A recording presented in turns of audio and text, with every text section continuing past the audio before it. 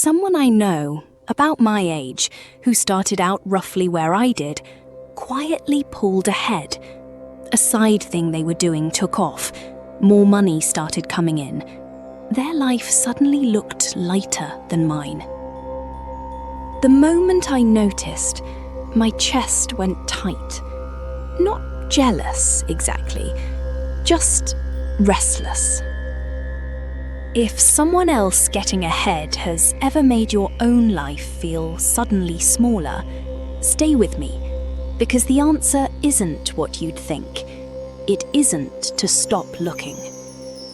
Listen to the line first, slow, in my own voice. 不见可欲，使民心不乱。乱 That knot is 2,600 years old, and Lao Tzu had a very exact word for it. Every English translation blurs it. They say the heart gets disturbed or falls into chaos, but the word isn't chaos. It's the picture of silk threads pulled into a knot.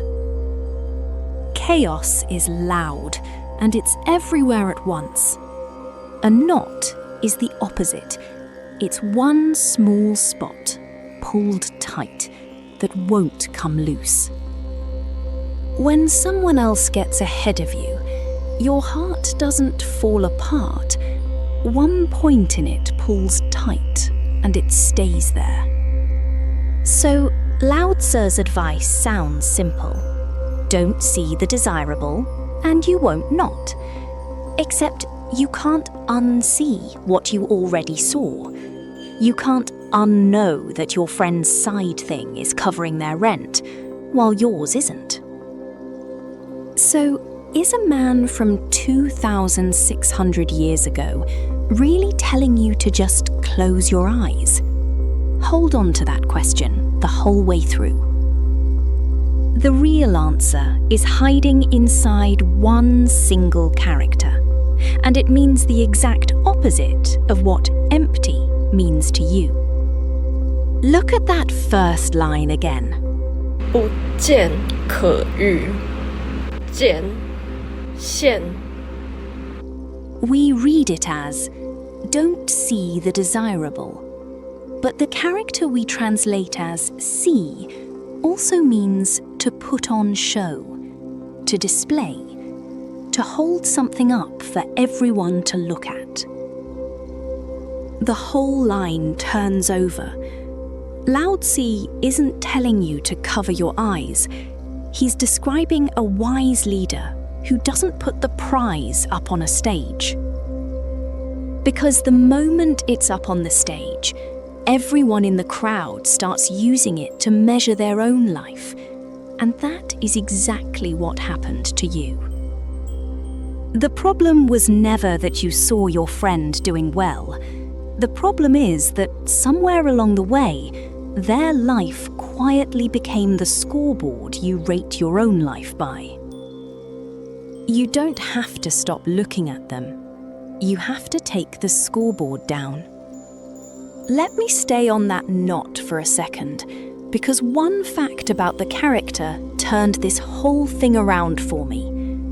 The character for the tangled, knotted heart has a secret. In the old dictionaries, the very same character also means its exact opposite. It means to put in order, to untangle. The oldest Chinese dictionary of all lists it flatly. This word, the one for chaos, also means to govern, to set right.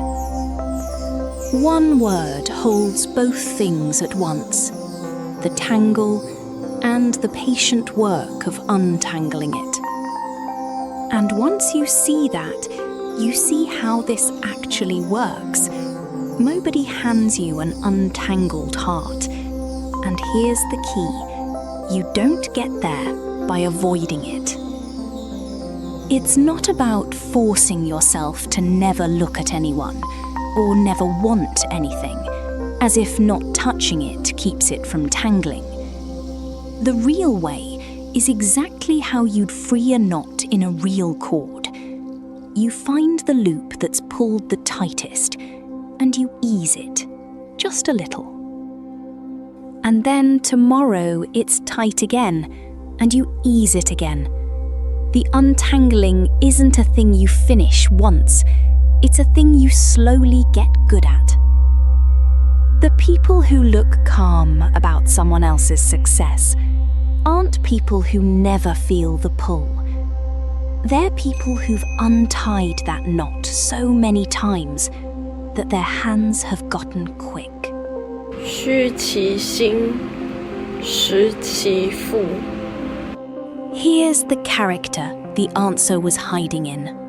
虚 We translate it as empty, and in English that sounds like something is wrong, hollow, numb, nothing inside.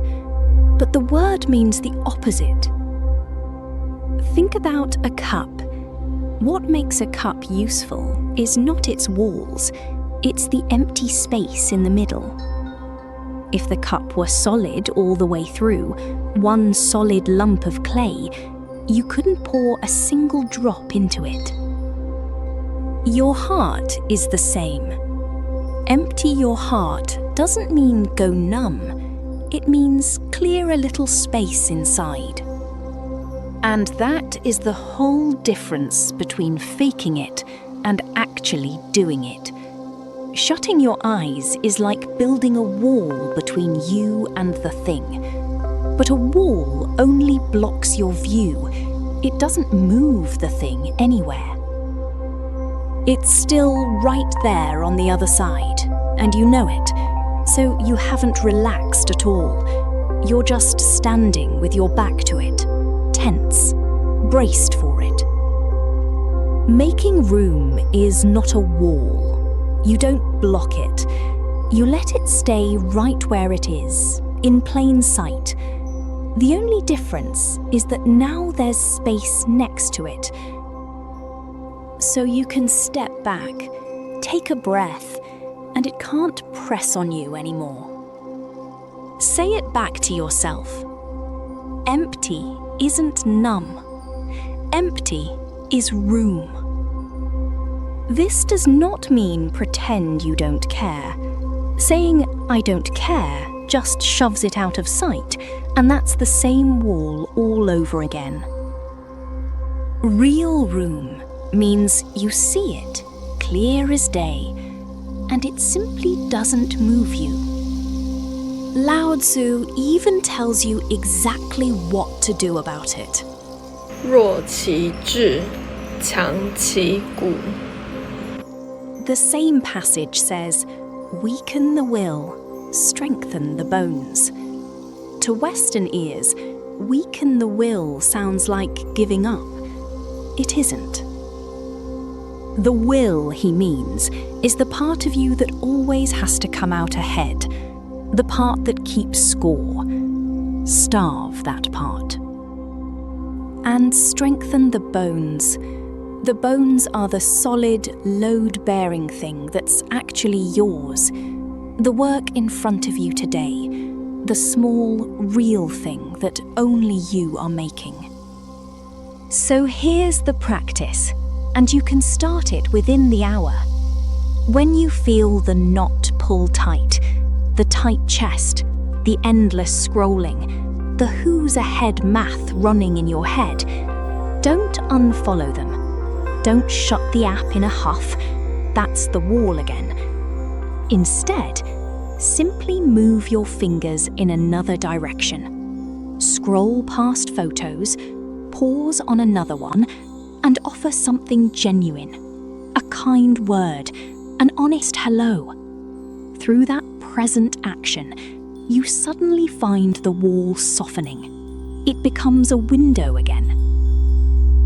Instead, go and put one real hour into your own bones. Write the next paragraph.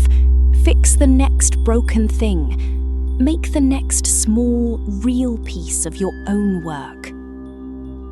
Every real piece you finish, your own bones get a little harder. And that voice asking whether you're beating them, you just stop feeding it. The knot will come back tomorrow. Of course it will. You just untie it again, the same way. That's not failing. That's the whole practice. Come back to the start. That person quietly pulling ahead, and that tight pull in your chest. Nothing about their life changed while you watched this. What can change is whether it stays your scoreboard. You don't have to stop looking. You have to stop measuring and leave your heart enough room to hold the truth without knotting around it. Empty isn't numb. Empty is room. So here's your question for the week. Which scoreboard have you been standing in front of that you could quietly take down? Next time, in Chapter 4, we sit with something stranger. The Tao itself is empty too, and that's the exact reason it never runs dry. If your own emptiness could use a little more room, you'll want to be here for that one.